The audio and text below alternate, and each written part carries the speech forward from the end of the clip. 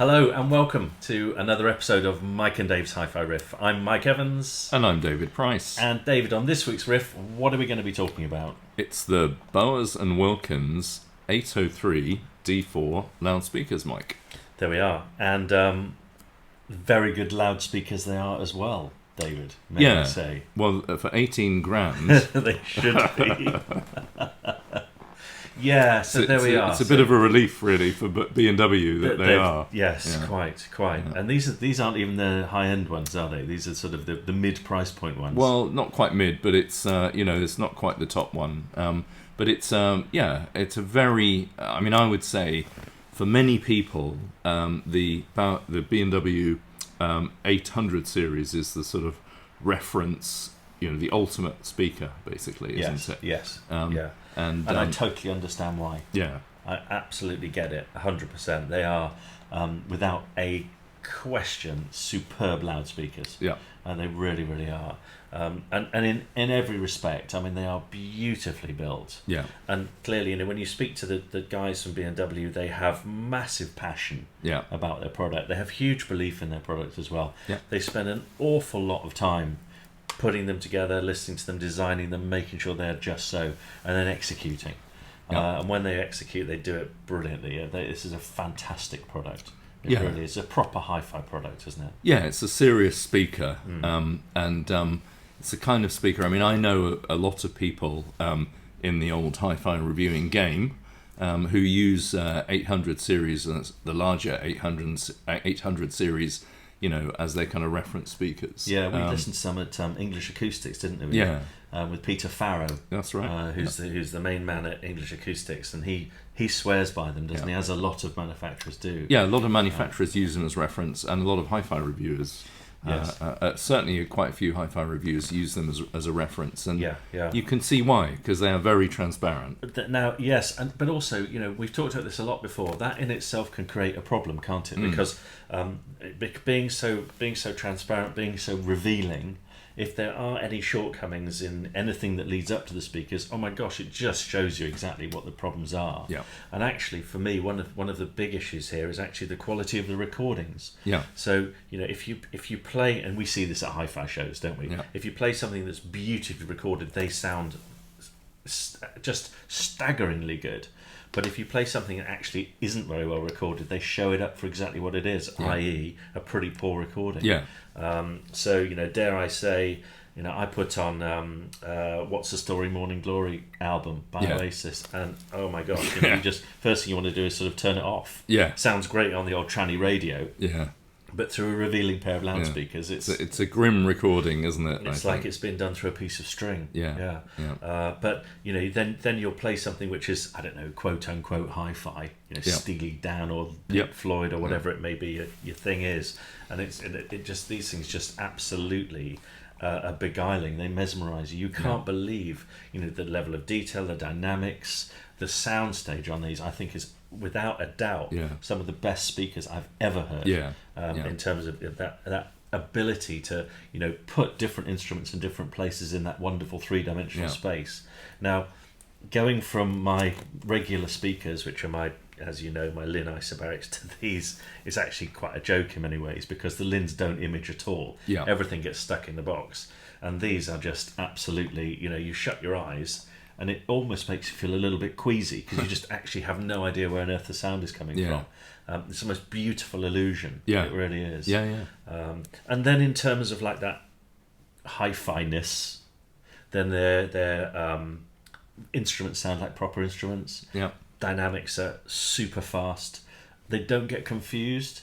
Do you know what I mean? You have like cheaper speakers, and if you play a song which is actually quite a simple and easy and slow song to play, they'll play them beautifully. But you play something with an awful lot going on, and cheaper speakers tend to get a bit, I don't really know how to deal with this. But the B&Ws never ever do they get confused. They isolate instruments beautifully, no matter how complex the piece of music is. Devastatingly good loudspeakers. Really great. I mean,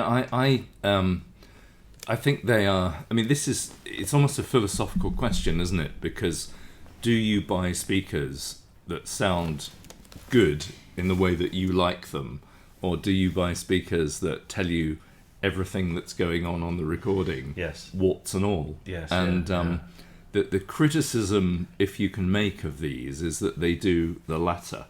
And so you kind of get into a kind of hi-fi mindset of, I can hear the sort of this a lot of for example 70s rock records that you thought were brilliantly recorded. You think, well, that's not quite so good as this or that. No.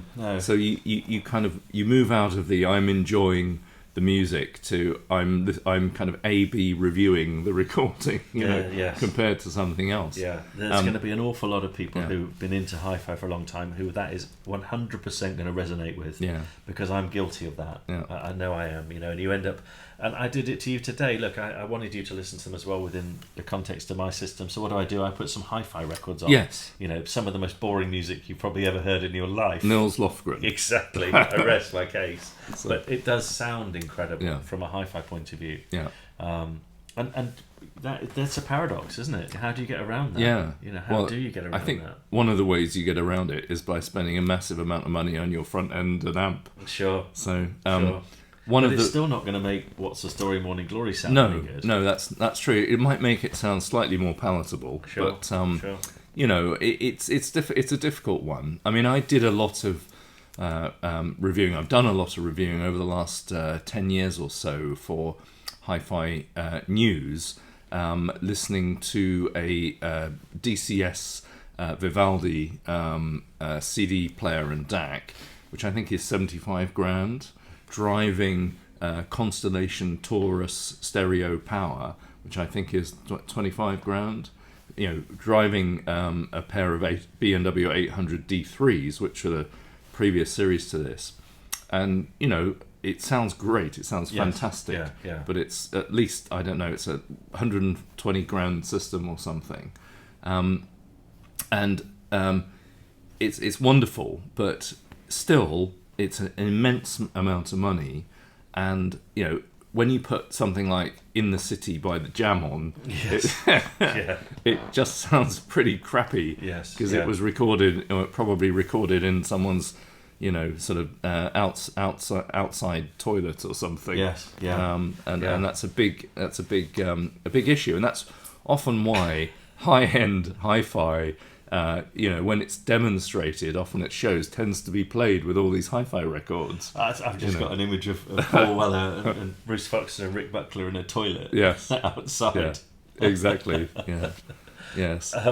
But look, there's no answer to that, though, is there? No. I mean, whatever system you listen to, it's not going to make that some of the poor recordings sound any good. Yeah. In fact, ironically, unless you listen to it on an old transistor radio, and then you get so lo-fi that you can't hear how bad these things are. Yeah. This is the point of hi-fi, isn't it?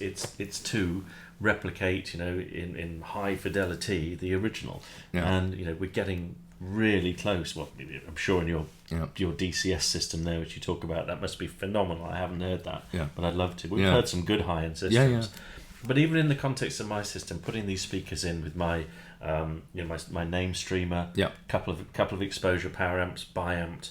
I mean, wow! I haven't stopped listening to them. Well, I really enjoyed it. I was really impressed by your by your exposure amps. Yeah. Because I've not heard them with a modern speaker. Sure. And they did fantastic. They sounded really good. Amazing, didn't they? Absolutely amazing. It wasn't like the exposures were letting the B&Ws down. No. In fact, they're almost complementing them, because the exposure system you've got has an ever so slightly warm. I wouldn't say it's not particularly coloured, but it's just on the warm side of neutral, isn't it? Sure. And the B&Ws are kind of like a bright white LED being shone at the recording. Yes, absolutely. And I think if I'd gone down the name path and say we were using a pair of name 250s instead, I think that would have been too over the top for me. Yeah. It would have just been a bit too bright, too shouty, a bit too much in your face, and the exposure seemed to complement the really, really nicely. But I have been absolutely thrhrilled to have had these for the last few weeks, because they just sound terrific. Well, they've got a huge scale, huge physical scale. And they have a very extended and tight bass. Yes. They're ported, their bass reflex, but it doesn't sound like it. You can't hear a bass port kind of booming away, can you? Not at all, no. It sounds very joined up. Absolutely, and the treble is very clean and crisp and fast. The mid-range is very transparent and open. As you say, the stereo imaging is fantastic. What has most impressed me is that we're talking about the D4 series, which is the new range of B&W 800s, and I've heard all the incarnations I've heard many incarnations of the B&W 800 series over the years, maybe over 25, 30 years, and I've not liked them until recently. Interesting. So Interesting. they certainly when they were using Kevlar cones, they were quite kind of nasal and hard, and a little bit kind of foggy as well in the mid band. Slightly sort of a bit sort of congested. Doing a Vic Sinex advert there. Some people might have to Google that to find out what it actually is. So, but I think things started getting a lot better with the D3s, the ones before this, which are really very good by anyone's standards, and the D4s I think are even better. And we did on StereoNet, we did the 802 D4s, which is the one up from this. And 24,000, something like that. Yeah. And Rafael Todes, our reviewer, owns a pair of 802 D3s. And it was very interesting to hear the difference between the D3s, the earlier ones, and the D4s. And the D4s are less bright, less fierce, less kind of revealing, and at the same time more musical. Interesting. As well. So they sort of hit a sweet spot. Yeah. So I'd say the D4s are. I think the D3s were, for me, were the first 800 series I really liked, and the D4s are getting better. As you know, having spoken to Andy Kerr from B&W, the company's putting an immense amount of money into research and development. Yes. They're kind of measuring facilities and their ability to kind of track the behavior of speaker cones and so on, and the effect that loudspeaker enclosures have, all that kind of stuff, is off the scale compared to most manufacturers. They have a massive amount of R&D budget. Yes, and it's really beginning to pay off, I think. Without a doubt. I mean, absolutely. It really, really shows. You talk about these speakers having an extended bass. Yeah. I've got a glass cabinet with sort of wine glasses in it, and I had to move each wine glass away from each other because the bass was so low it was making them rattle against each other.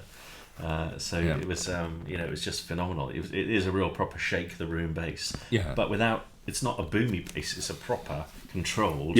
Amazingly accurate tight bass, but lots of it. Yes. And one good point about the 803 D4s that maybe we should address is that they are just about compact enough for a normal UK listening room. Yes. Your listening room, I think, size. is on slightly on the larger size of a normal UK listening room. Yes. But still, most kind of high end is you presuppose that it's basically in a vast mansion, don't you? Exactly. With sort of 30 feet around the speakers and 100 feet width room or whatever.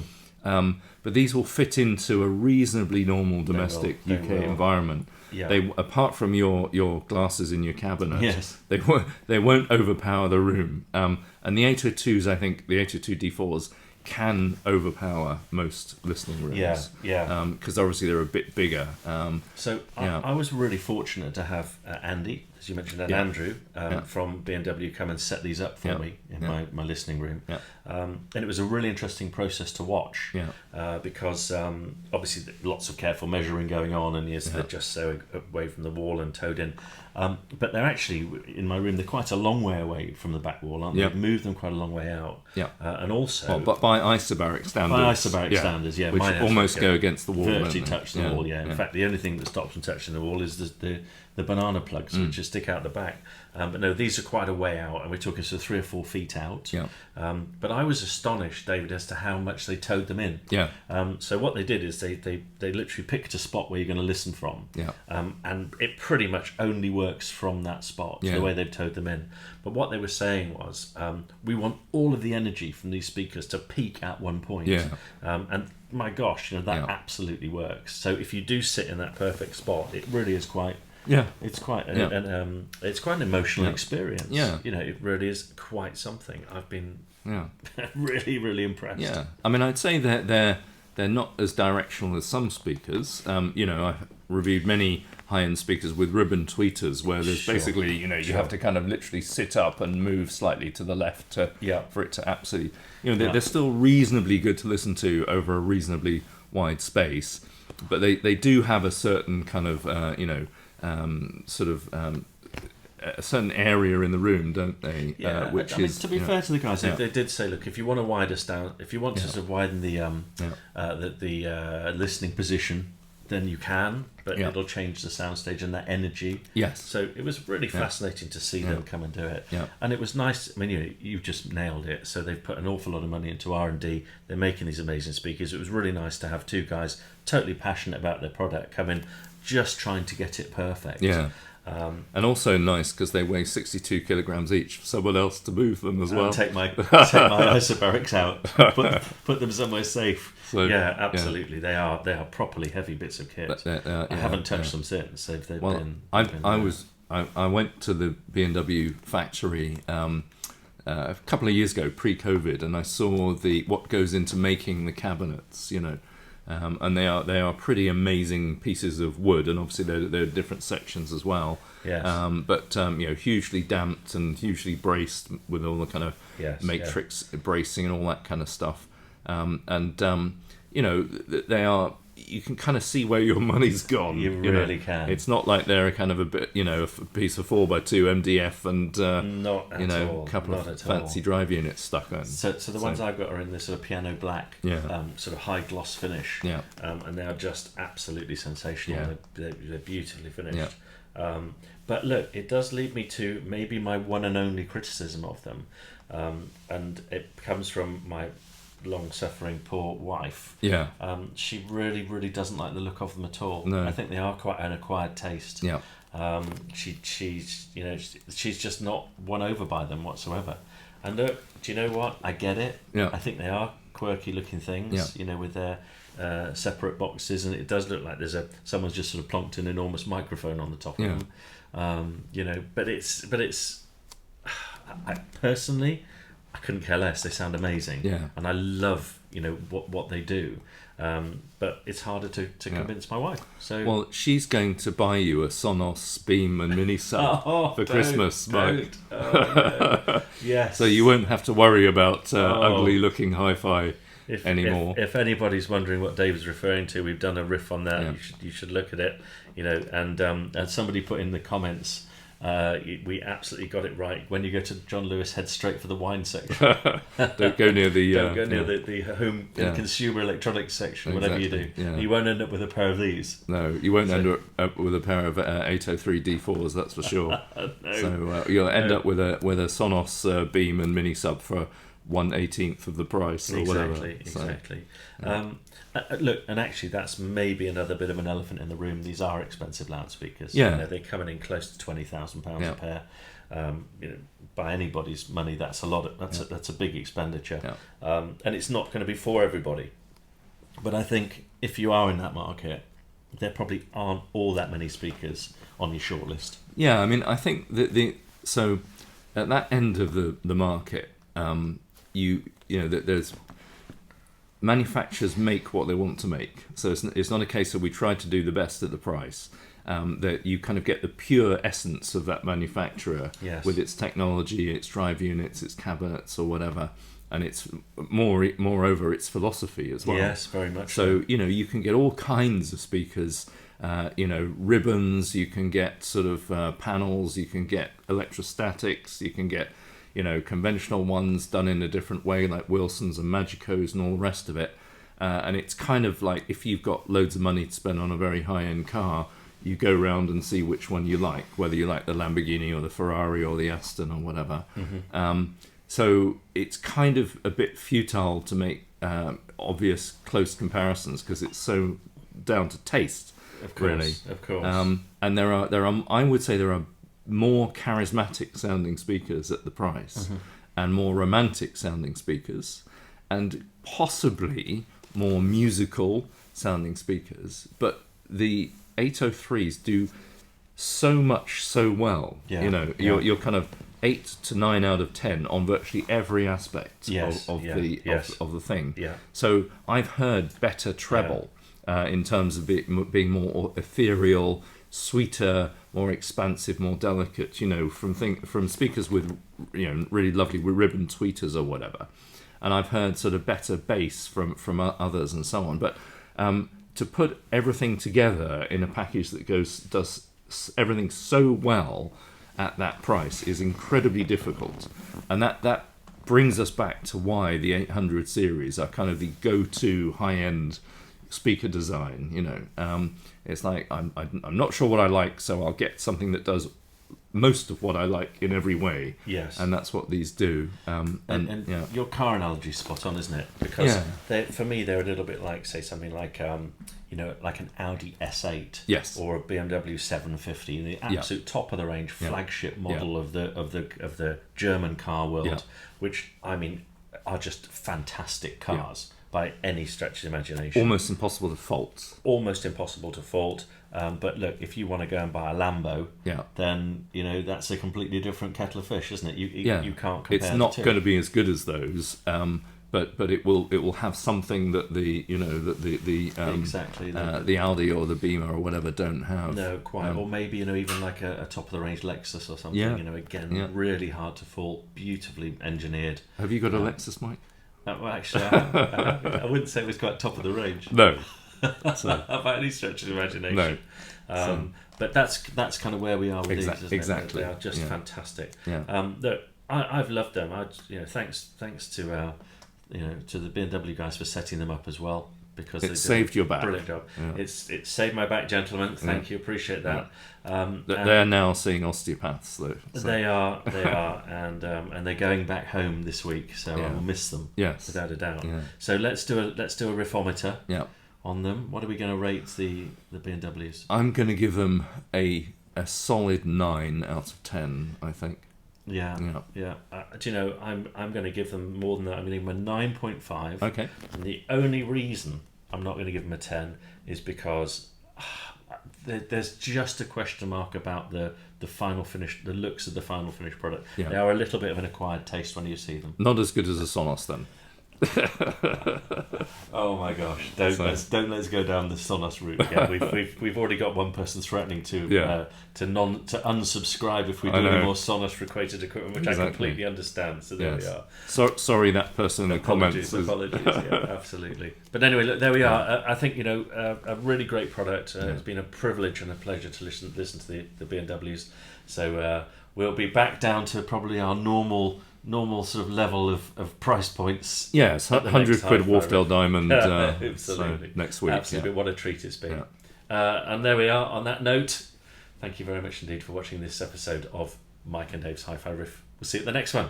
Thanks very much. Bye. Bye-bye. Bye.